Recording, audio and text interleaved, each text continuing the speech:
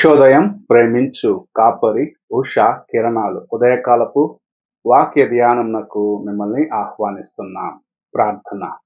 సర్వశక్తి గల యేసయ్య, సర్వోన్నతుడ, గొప్ప దేవ, ఈ ఉదయకాల సమయానికై వందనములు స్తోత్రములు చెల్లించుకుంటున్నాం. తండ్రి, మమ్మల్ని ప్రేమించి మరి యొక్క దినమును నీ కృపచేత అనుగ్రహించిన విధానాన్ని బట్టి స్తోత్రములు. ఇదిగో ఈ ఉదయకాల సమయంన నీ వాక్యము చేత నాతోనూ కార్యక్రమం ప్రతిదినము శ్రద్ధగా ఆలకిస్తున్న ప్రతి ఒక్కరితో మాట్లాడమని వేడుకుంటున్నాను. వినగలిగిన చెవులను, నీ వాక్యంను గ్రహించుకునే మనస్సును కలిగి నీ వాక్యం నాయన మేము ధ్యానించుటకును నీ సహాయమును దయచేయమని యేసు పరిశుద్ధ నామమున అడిగి వేడుకుంటున్నాను పరమ తండ్రి, ఆమేన్. ఈ ఉదయకాలపు వాక్య భాగము రోమీయులకు రాసిన పత్రిక 8వ అధ్యాయము 28వ వచనము నుండి 30వ వచనం వరకు ఉన్న వాక్య భాగమును చదువుకుందాం. దేవుని ప్రేమించు వారికి అనగా ఆయన సంకల్పము చొప్పున పిలువబడిన వారికి మేలు కలుగుటకై సమస్తమును సమకూడి జరుగుచున్నవని ఎరుగుదుము.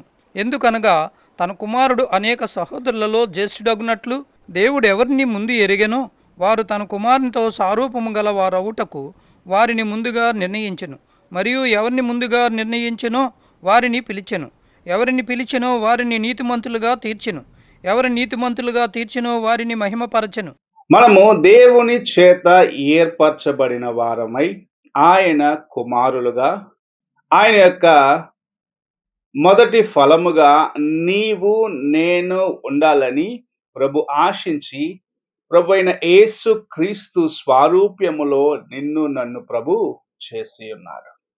మనము ఈ లోకమునకు వేరుగా దేవునిని ఇతరులకు ప్రతిబింబించే వారిగా ఉండాలని ప్రభు ఆశిస్తూ ఉన్నారు.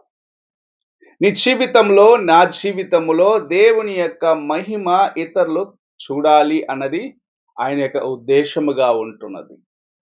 మనము ఆయన వైపు చూస్తూ నడిచేవారిగాను, ఆయన కృపను కలిగి ఉండవలసిన వారిగాను, లేకుంటే ఆయన యొక్క గుణాతిశయమును మనలో కలిగి ఉండాలనేది ప్రభు ఆశిస్తున్న కార్యం.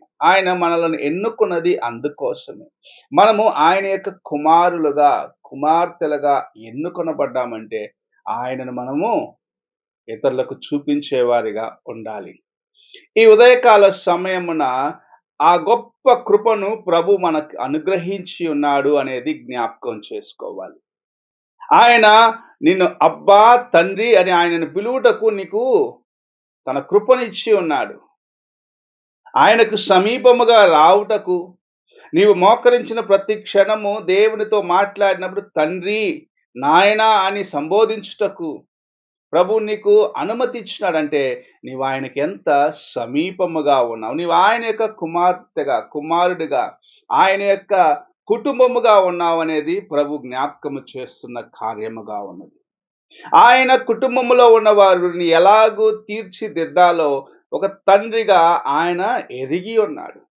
నీ కుటుంబమునకు ఆయన అధిపతిగా ఉన్నట్లయితే, తండ్రిగా ఉన్నట్లయితే, నిన్ను నడిపించేవాడిగా ఉన్నట్లయితే, నీ జీవితంలో ఆయనకు ప్రాముఖ్యమైన మొదటి స్థానము నీవు ఇచ్చిన ఎడల నీ జీవితములో ఎటువంటి పరిస్థితులను నిలిచి దేవుని కార్యములను నీ జీవితంలో చూడటకు ప్రభు నీకు సహాయము చేస్తాడు.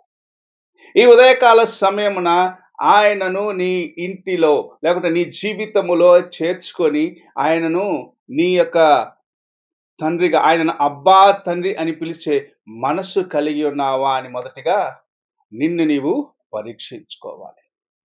బయటికి ఆయన నాకు సమస్తమని చెప్పుకుంటూ అంతరంగంలో దేవునికి దూరముగా ఉన్నాడలా నీ మాటలన్నీ వ్యర్థము.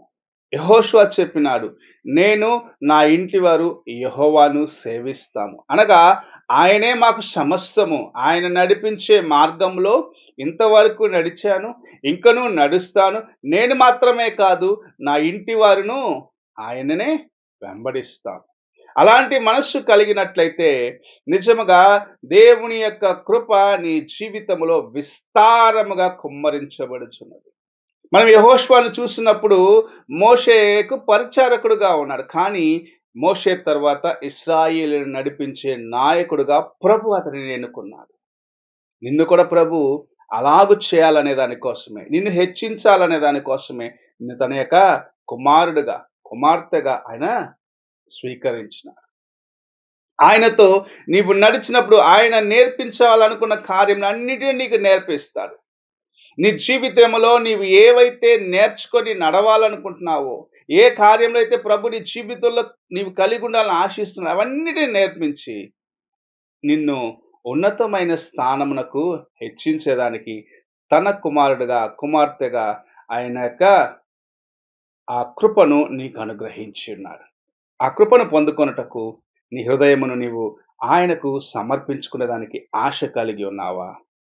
ఆయనను ఆహ్వానించి, అబ్బా తండ్రి నా హృదయములో నివసించుము అని చెప్పే మనస్సు కలిగి ఉన్నావా? లేని ఎడల ఈ దినము ప్రభువు నీతో మాట్లాడుచూ ఉన్నాడు. నీకొక తరుణం ఇచ్చి ఉన్నాడు. అదేమిటి?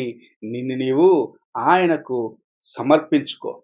నీ జీవితంలో ఆయనకు సమర్పించుకో. నీకు ఆయన సమస్తముగా ఉండాలని ఆశిస్తున్నాడు. నిన్ను తండ్రిగా నడిపించాలని ఆశిస్తున్నాడు.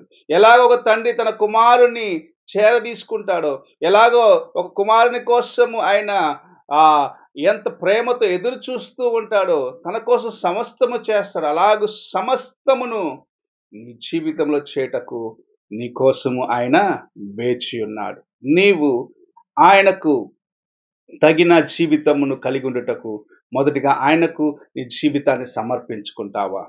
ఒక్కసారి నీ హృదయాన్ని పరీక్షించుకో. ప్రార్థన చేసుకుందాం. పరిశుద్ధుడైన యేసయ్యా, దేవా, నేను నీ యొక్క కుమారుడిగా, కుమార్తెగా నీ జీవితంలో మేము నాయన ఎంత ప్రాముఖ్యమైన స్థానము కలిగి ఉన్నామని గ్రహించుకోకుండానే అనేక దినములు గడిపివేశామయ్యా.